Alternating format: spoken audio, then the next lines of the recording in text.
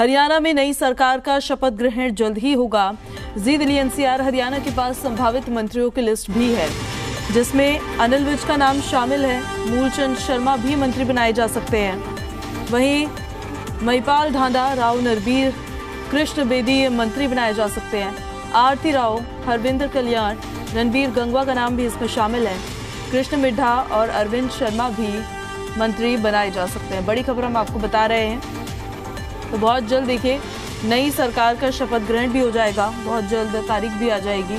लेकिन मुख्यमंत्री तो नायब सिंह सैनी बनेंगे, पर उनके अलावा कैबिनेट में मंत्री कौन कौन बनेंगे उसको लेकर अटकलें काफ़ी तेज़ है।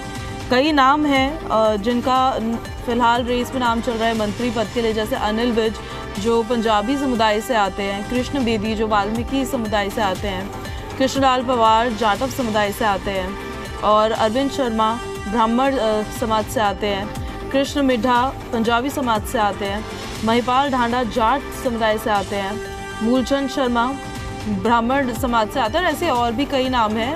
कहीं ना कहीं हर किसी को साधने की कोशिश यहाँ पर भारतीय जनता पार्टी कर सकती है। और ज़्यादा जानकारी के साथ हमारे सहयोगी विजय राणा हमारे साथ लाइव कनेक्ट हो गए हैं और हम सीधे विजय का ही रुख कर लेते हैं।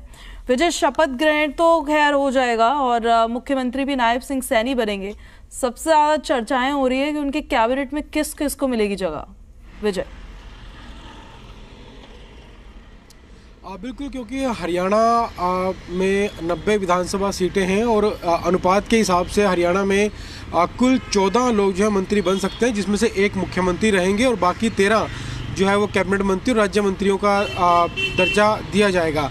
तो चर्चाएं जो हैं, हालांकि 13 मंत्री बनाने हैं, लेकिन 8-10 नाम ऐसे हैं जिन पर चर्चाएं ज़्यादा तेज़ हैं। जैसा अभी आपने भी बताया, अनिल विज, मूलचंद शर्मा, महिपाल ढांडा, ये 3 नाम ऐसे हैं जो पिछली सरकार में कैबिनेट मंत्री रहे। इसके अलावा कृष्ण बेदी 2014 में जब पहली बार भाजपा की हरियाणा में सरकार बनी उस समय वो राज्य मंत्री थे।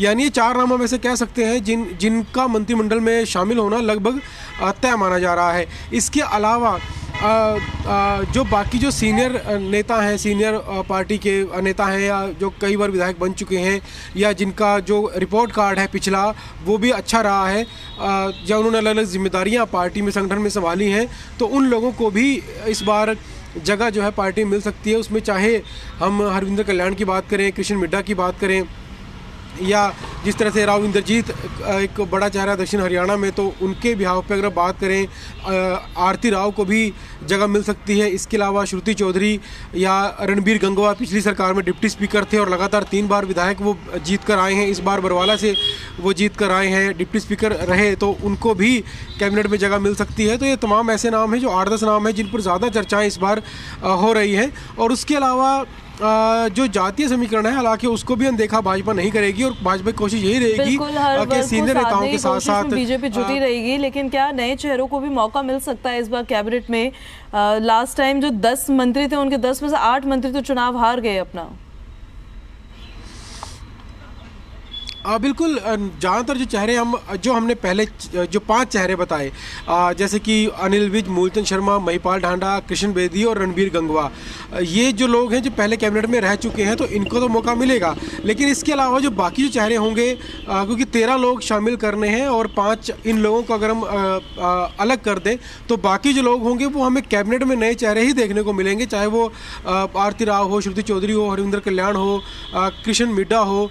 तो इस तरह के जो नाम है वो नए नाम ही हमें ज़्यादातर चेहरों में देखने को मिलेंगे। यानी 8-9 जो लोग होंगे वो नए लोग होंगे और बाकी जो पुराने जो कैबिनेट में रह चुके हैं वो होंगे। और इसके अलावा क्योंकि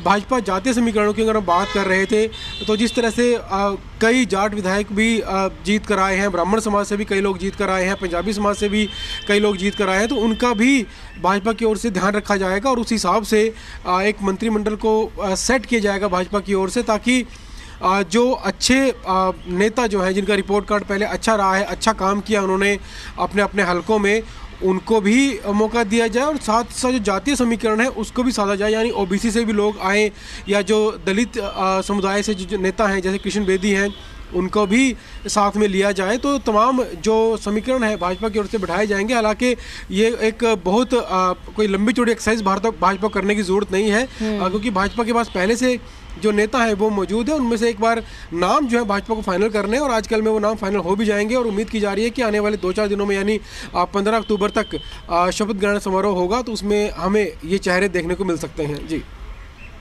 बिल्कुल चर्चा की जाएगी। हालांकि देखिए इस बार तो सारे मंत्री भारतीय जनता पार्टी के ही बनेंगे, क्योंकि इस बार तो उनका कोई अलायंस भी एज सच नहीं है। जैसा लास्ट इलेक्शंस में उनको जेजेपी के साथ करना पड़ा था तो कुछ मंत्री उनके भी बनाने पड़े थे। फिर डिप्टी चीफ मिनिस्टर थे वो भी जेजेपी से दुष्यंत चौटाला को बनाना पड़ा था। इस बार डिप्टी चीफ मिनिस्टर को लेकर भी कुछ चर्चाएं चल रही है।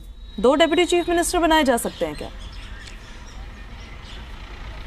देखिए चर्चाएं ज़रूर चल रही हैं, क्योंकि अगर हम दूसरे राज्यों की बात करें, राजस्थान की बात करें, दूसरे राज्यों की बात करें जहां हाल ही में चुनाव हुए हैं, मध्य प्रदेश, छत्तीसगढ़, तो एक ट्रेंड देखने को मिला है कि कुछ सीनियर नेताओं को उनकी एक अच्छी उनको पोजीशन देने के लिए जो है वो डिप्टी स्पीकर का पद दिया गया है।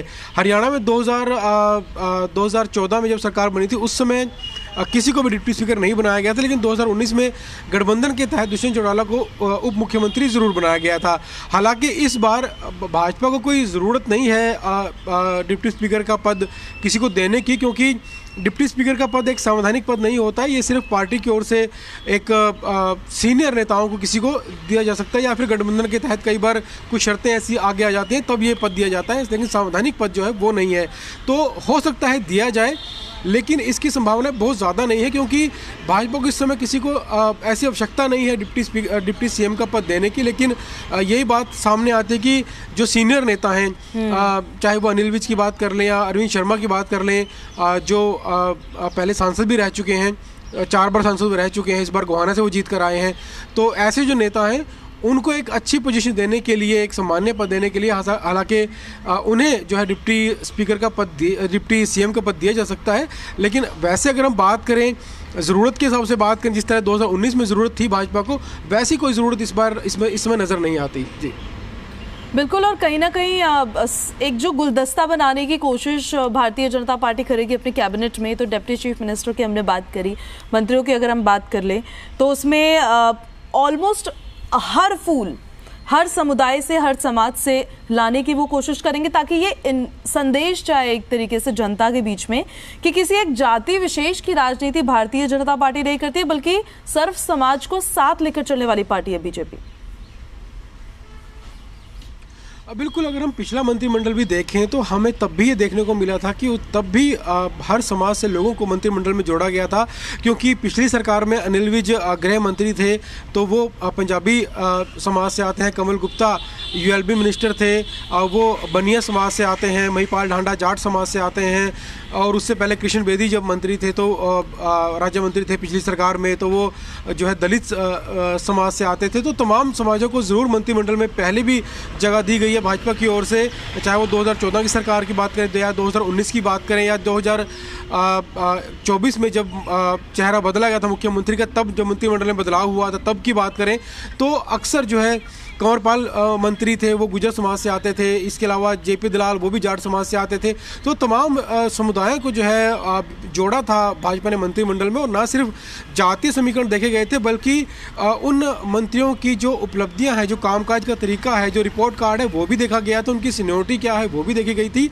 तो तमाम समीकरणों को साधते हुए जो है मंत्रिमंडल का विस्तार हर बार भाजपा की ओर से किया गया है, और इस बार जब मंत्रिमंडल का विस्तार होगा तो हमें वही पैटर्न जो है भाजपा को इस बार भी देखने को मिलेगा, जहाँ पर जातीय समीकरणों को ध्यान में रखते हुए, सीनियरिटी को ध्यान में रखते हुए, रिपोर्ट कार्ड को भी देखते हुए जो है भाजपा अपने मंत्रिमंडल का गठन करेगी।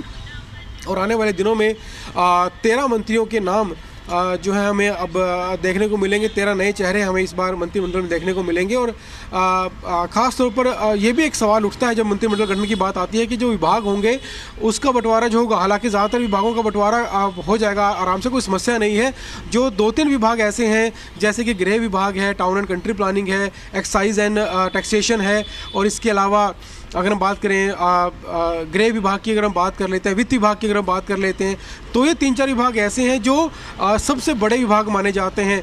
जब मनोहर लाल मुख्यमंत्री थे 2014 में जब बने थे तो ज़्यादातर विभाग उन्होंने अपने पास रखे थे, लेकिन जब 2019 में जब गठबंधन की सरकार बनी तो 1-2 विभाग जो है वो दुष्यंत चौटाला उप मुख्यमंत्री थे उनके पास गए, गृह विभाग अनिल विज के पास गया, वित्त विभाग पहले मुख्यमंत्री मनोहर लाल के पास था, लेकिन जब नायब सैनी मुख्यमंत्री बने तब जेपी दलाल को वित्त विभाग दिया गया था।